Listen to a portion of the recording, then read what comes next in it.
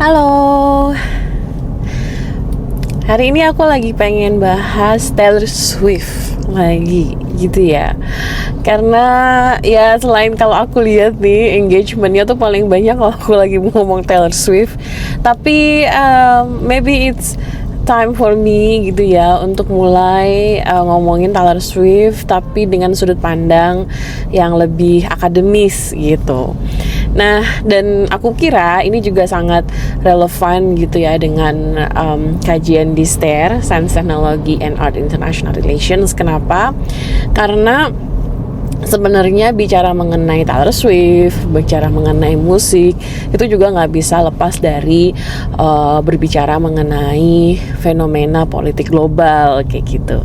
Nah, kemarin tuh aku habis baca satu jurnal, aku kasih link di bawah ya artikel jurnalnya, yang bicara atau mengaitkan antara Taylor Swift dengan rainbow capitalism.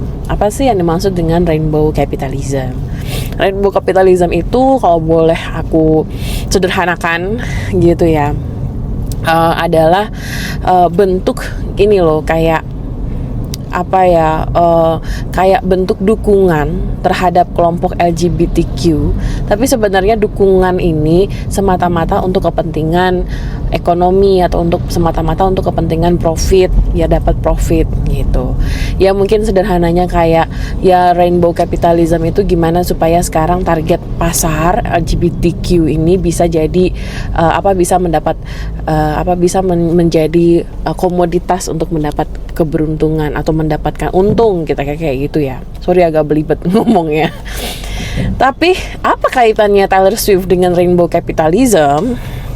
Jadi di artikel ini kalau aku nggak salah ingat, dia tuh diterbitin di jurnal Contemporary Music Review yang sebenarnya menurutku tuh lebih ke kajian-kajian tentang musik gitu ya. Jadi banyak banget sih artikel-artikel di sini tuh yang ngebahas tentang penulis lagu, tentang selebritinya. Tapi nanti aku punya sudut pandang lain kalau STAIR apa yang akan dibahas gitu ya. Oke, sekarang kita bahas dulu artikel jurnalnya. Nah, di artikel jurnal ini dia mengambil salah satu lagunya Taylor Swift sebagai contoh kasus.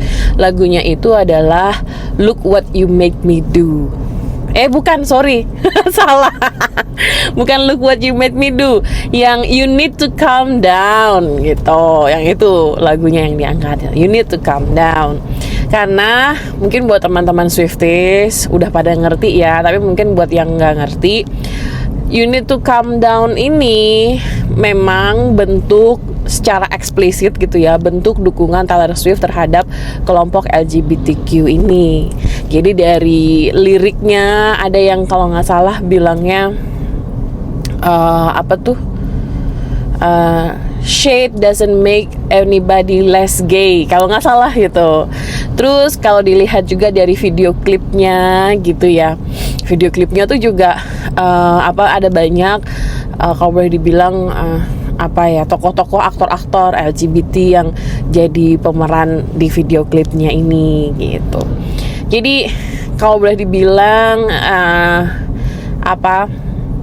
ini salah satu lagunya Taylor Swift yang sering dipakai gitu akhirnya untuk menjadi semacam lagunya kelompok LGBTQ, atau kayak kemarin misalnya lagi ada Pride Month gitu ya, bulan untuk bagi para kelompok LGBTQ ini.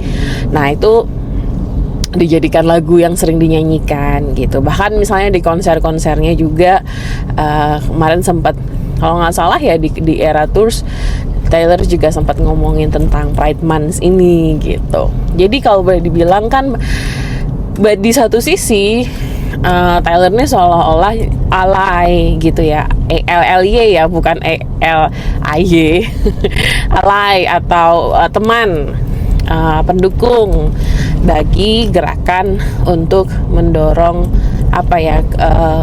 well-being, mendorong hak bagi kelompok LGBTQ ini gitu. Nah, oh my god, bentar ya, lagi ada motor nyalip. Oke. Nah itu, tapi yang diangkat dalam artikel ini adalah dia ingin mempertanyakan apakah betul Taylor Swift ini ally gitu ya, ally dari LGBTQ, atau ini hanya bentuk semacam rainbow capitalismnya gitu. Ini hanya semacam bentuk supaya Taylor Swift ini nambah pasarnya ke kelompok LGBTQ gitu, biar makin banyak fansnya dari kelompok LGBTQ kayak gitu. Nah, ini aku nggak membahas pro kontra dari itu ya, tapi mari kita bedah dulu apa argumen dari paper ini dan apa yang dijadikan bukti dari argumen itu. Jadi yang pertama yang aku tangkap, artikel ini tuh bilang bahwa ya kalau dilihat gitu, apa yang dilakukan oleh Taylor Swift itu masih belum menunjukkan ally atau dukungan terhadap kelompok LGBTQ. Dia tuh masih sifatnya benevolence atau hanya bentuknya kebajikan. Nah ini juga sempat yang menarik buatku, ini yang pertama ya poinnya. Karena di artikel ini membahas apa beda antara benevolence gitu ya atau kebajikan dengan aktivism gitu ya. Nah, kalau yang dijelaskan, benevolence itu adalah bentuk ya emang kita ingin membantu gitu ya, membantu seseorang tapi semata-mata karena ingin berbuat baik gitu. Sementara aktivisme itu lebih cenderung ke ingin melakukan sesuatu hal yang baik, tapi caranya bukan membantu individu, tapi mengubah gamenya, mengubah sistemnya. Nah itu perbedaannya. Jadi kalau di artikel ini dijelasin apa yang dilakukan oleh Taylor Swift masih banyak benevolence-nya dibandingkan dengan aktivismenya. Misalnya dia di artikel itu dijelasin Taylor Swift ini udah bentuk-bentuk social responsibility-nya gitu ya, atau tanggung jawab sosialnya apa aja. Dia banyak ngasih donasi gitu ya, yayasan yang banyak banget memang jumlahnya dikasih. Tapi dalam artikel ini dia berargumen bahwa apa yang dilakukan oleh Taylor Swift, ngasih donasi, ngasih bantuan, itu sifatnya masih bentuknya benevolence gitu, belum aktivisme.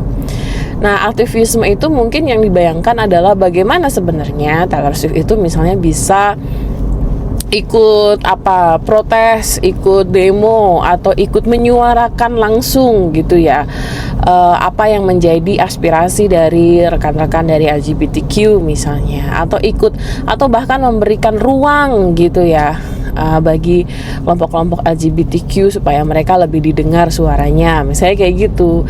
Jadi aku pikir ini poin yang pertama yang menarik, bahwa kalau dibedah gitu, apa yang dilakukan oleh Taylor Swift ini belum betul-betul align gitu loh dengan aktivisme terhadap LGBTQ.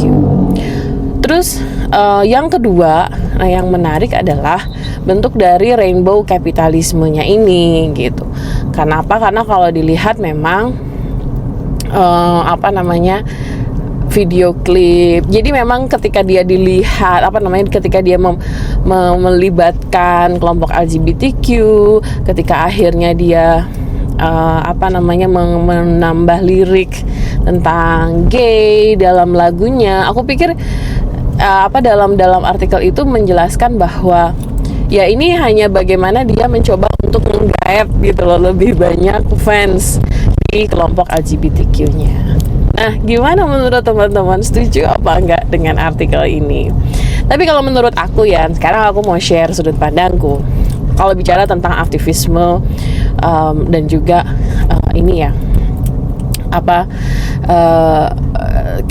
kajian musiknya.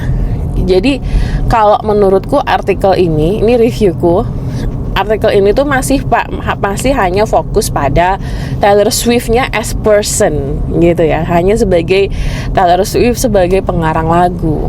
Padahal nih kalau kita mengambil logika STER, Science Technology Art and International Relations, makna agensi gitu ya, atau siapa aja yang bisa melakukan agensi itu tidak selalu manusia, tapi STER itu juga mengakui, menerima bahwa agen-agen non manusia itu juga bisa melakukan perubahan. Nah, menurutku hal yang missing atau belum dibahas dalam artikel ini adalah lagunya itu sendiri gitu.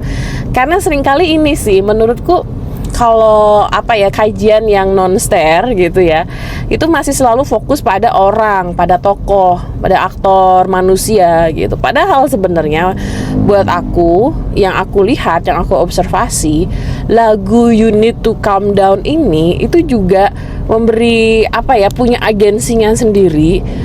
Lagu ini tuh bisa berpengaruh juga kepada orang-orang, itu terutama orang-orang yang sedang mengalami represi, orang-orang yang mengalami banyak intimidasi sosial gitu. Kalau dibaca dari liriknya, itu liriknya tuh sebenarnya empowering menurutku ya. Dia bisa ngajarin kita buat orang-orang yang lagi mengalami represi, apa sih harusnya yang diomongin gitu ya, apa yang bisa kita omongin ke orang-orang yang sedang melakukan intimidasi ke kita gitu.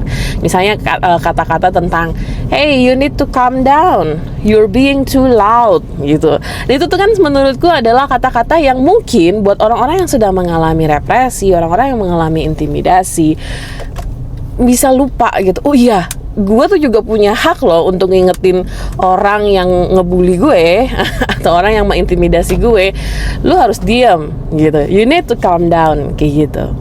Nah, ini yang menurutku kalau aku nih ingin melakukan kajiannya, atau mungkin teman-teman ada yang berminat, ya kalau mau ngangkat lagunya gitu. Bagaimana pengaruh lagu ini terhadap kelompok LGBTQ atau secara general terhadap, aduh ini gimana sih, bentar ya, aku stres banget nih, mobilnya jalannya pelan banget terus di tengah-tengah.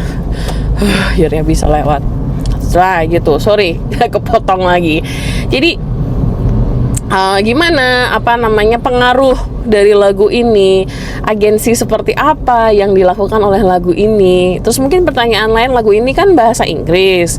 Nah, apakah ini juga berpengaruh kepada orang-orang yang tinggal di negara-negara non-English speaking kayak gitu misalnya.